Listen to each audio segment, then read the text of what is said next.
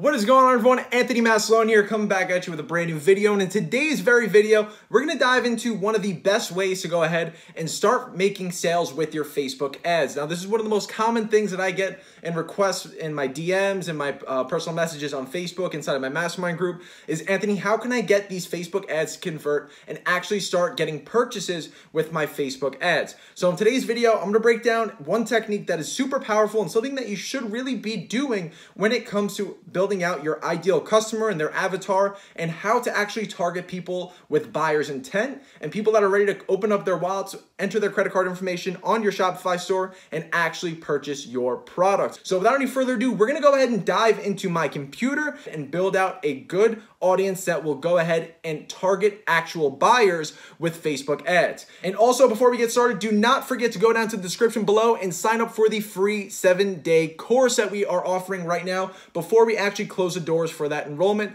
100% free to go ahead and enroll for our 7-part crash course building out a full Shopify store infrastructure, from literally starting a free trial all the way to building out ad sets, finding products, and even running your first ad. So if you want to watch me do that from absolute scratch, go ahead and sign up below to get emailed access to the private members area for 100% free before we start charging people for that actual content. So without any further ado, let's go ahead and get started right now.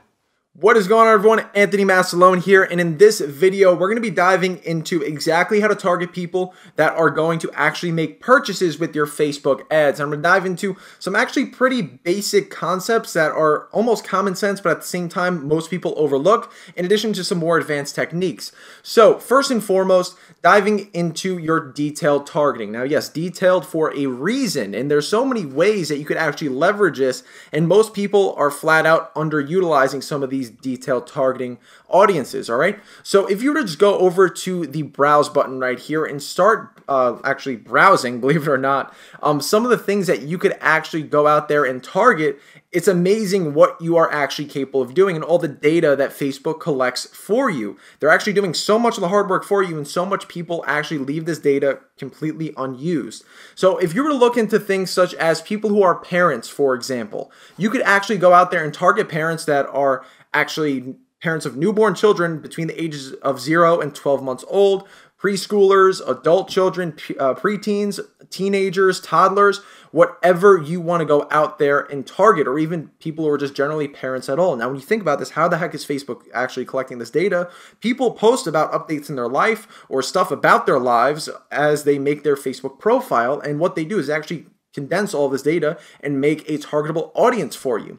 So if you're trying to sell baby products, you know, maybe it's clothing or accessories for children, this is a huge thing that you can cash in on for the upcoming holiday season. So you can go ahead and go out there and target new parents. And another thing that you can also do is actually even target people based on their behaviors. Now, this is much more complex than just simply targeting someone based on an interest. Think about it. How likely are you to actually get someone to purchase if they are just interested or hit the like button on one big old page with maybe 10 or 12 million people that like the page, and they're just thrown into this massive audience because they hit that like button one time? That's not much buyer's intent that you see right there, and not much actual, I guess you could say, commitment to being a part of that audience, whereas we should really be layering the targeting and requiring Facebook to go out there and target people that are actually hyper-targeted and have met multiple requirements for our ad set. So one thing that we can go out there and also target is actually their purchase behavior, and this is something called engaged shoppers. Not many people actually utilize this, and it's huge because we're actually targeting people who have shown buyer's intent, and Facebook collects this data for you and gives you an audience of 376 million people to use. Now, this is great when you're going out there and selling physical products and e-commerce, because you are targeting people specifically who have clicked on the call to action button, shop now, in the past week. So it's not like they did it a year ago or they did it 6 months ago. They did this in the past week and have shown buyer's intent by hitting a call to action button that is clear and cut. Shop now. It's not a learn more. It's not a sign up. It is literally a shop now call to action button. So what does that tell you? That tells you that these people actually have interest in something specific. Now, if you go out there and just target engaged shoppers alone, it's not going to get you too far.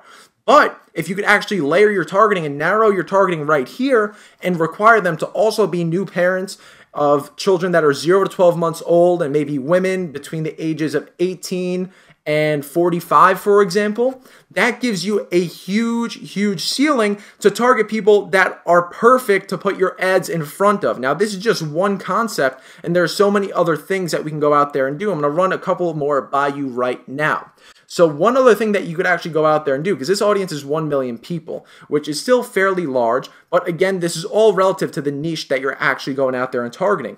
So beyond that, we can go ahead and narrow this audience even one step further. And now, why would we go ahead and narrow it further? We want to make sure that we're putting our ads in front of the right people. We don't want to put it inside of the most generally targeted audience where we're going to have, maybe 30 or 40% of those people that actually wouldn't pull the trigger on purchasing that specific kind of product. So what we want to do is find people who are already interested in either competitors, large publications, or even public figures that have to do with selling specific products. For example, people who are already interested or like a page on Facebook that sells a monthly parenting magazine, for example, or a motherhood magazine, for example.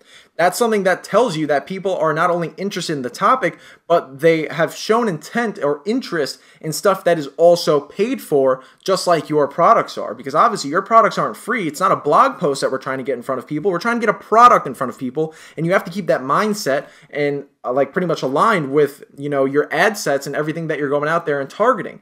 So if you want to go out there, I'm not going to drag you guys through, background research, because this could take anywhere from 15 to 20 minutes right now.